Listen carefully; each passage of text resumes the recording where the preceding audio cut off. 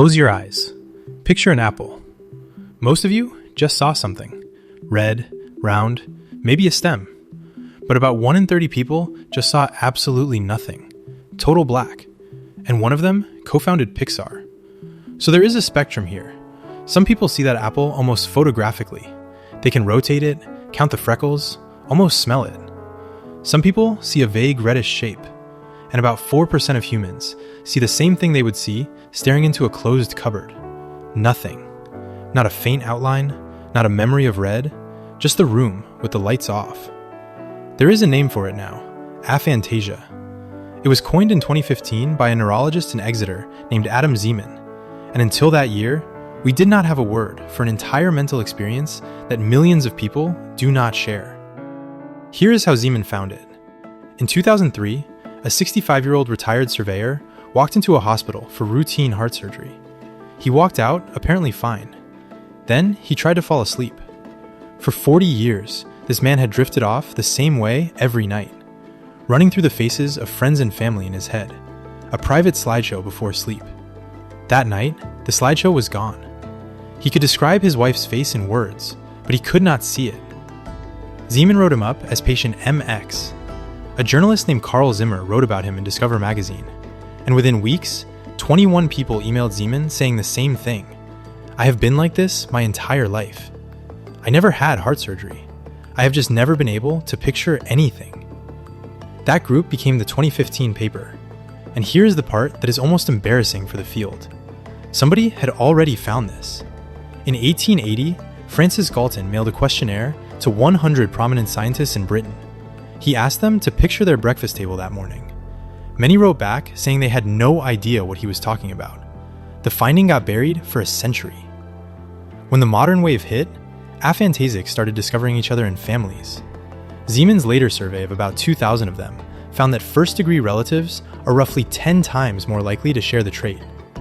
In 2016, Blake Ross, the co-creator of Firefox, wrote a viral essay about realizing at 30 that other people could see things in their heads. He polled 74 of his Facebook friends. 3 could not visualize. One of them was his mother. He had grown up next to someone who lived in the same blank mental space, and neither of them knew. So how do you prove someone cannot see something in their head? Aphantasics can describe an apple perfectly well in words. They know it is red. They know it has a stem. So self-report is not enough. You need a test the subject cannot easily fake. A neuroscientist named Joel Pearson built the gold standard. It runs on a strange quirk of the visual system called binocular rivalry. You are told to imagine red horizontal stripes and hold that image for 6 seconds. Then, the screen flashes red horizontal stripes to one of your eyes and green vertical stripes to the other at the exact same instant. Your brain has to pick one.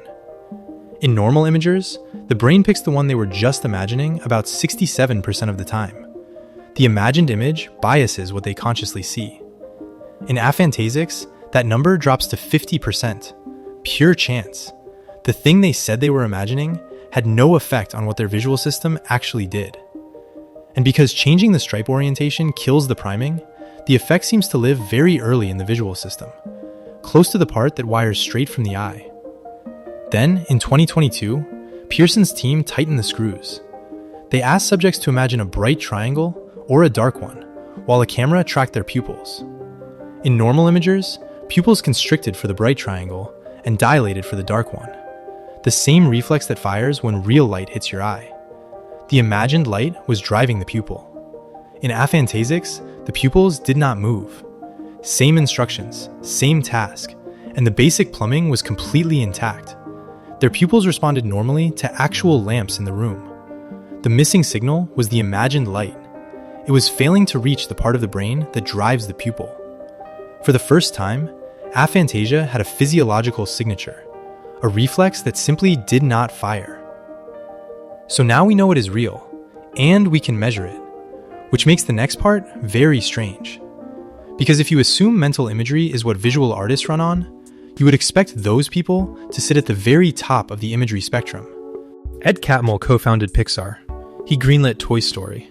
He spent decades surrounded by some of the most visually saturated creative work on Earth. Then in retirement, he tried Tibetan meditation. The teacher asked him to picture a sphere. Blank. After a lifetime in animation, he realized he could not see images in his head.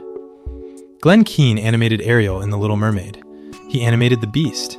He animated Rapunzel in Tangled. He also cannot picture anything. Here's how he describes his process. I do not draw because I see something in my head. I draw in order to see it. Read that again. He draws in order to see it. The drawing is not a copy of an inner image. The drawing is the image, the first time it exists anywhere. Mark Lawrence writes fantasy novels full of kingdoms he never sees. And the data says the correlation between visual creativity and vivid imagery is roughly 0. Which sets up the result that in 2025 broke the field. If aphantasics can describe apples, recognize them, dream about them, where exactly does the image go missing on its way to consciousness? A team led by Shui Chang and Joel Pearson put aphantasics inside a brain scanner. They asked them to imagine specific objects. Then they decoded the activity in early visual cortex, the same region the rivalry test pointed at. And they asked whether they could read the content of the imagined object from the brain pattern alone. In controls, yes, obviously. But in aphantasics, also yes. The content was in there, just as readable as in people who reported vivid imagery. The visual cortex was generating the image. The aphantasic just could not access it. There was a catch. In aphantasics, the neural pattern was on the wrong side of the brain, and it did not match how that same object looked when actually seen. The image was real, but it was generated in a place that could not speak clearly to conscious experience. A separate group, Liu and Bartolomeo, proposed the unifying frame. Aphantasia is a disconnection syndrome, not a sensory deficit. The visual cortex still computes the image. The broken piece is the loop that delivers it to the parts of the brain that say, I am seeing it. In one experiment, aphantasics sat in a blackened room. They were wired to skin conductance sensors that measure the tiny sweat response of fear. Then they read first-person horror stories. Normal imagers' skin lit up. Their bodies reacted to words on a page. Aphantasic skin did not move. The body did not fear what the mind could not see. And it cuts both ways. People with aphantasia report fewer intrusive visual flashbacks after trauma. But therapies that depend on visualization can fail them. About 63% of them still dream visually, by the way. Voluntary imagery is gone. But the involuntary kind sometimes survives the trip through sleep. Memory palace techniques are useless. Counting sheep is nonsense. And some of them spent entire childhoods politely nodding while teachers said, "Picture this," assuming everybody else was struggling in the same way. So go back to the apple, whatever you saw or did not see. You have been carrying that answer the whole time. And here is the thing that is hard to sit with. When you closed your eyes a few minutes ago, you assumed the experience you had was the experience everyone else was having. You assumed picture this was a universal mental act. It is not. About one person in every 30 just sat through this whole video about something they cannot do, narrated by someone who quietly assumed they could. There is no way from inside your own head to know what other people's heads are like. The apple you saw, or did not see, is the only one you will ever have access to.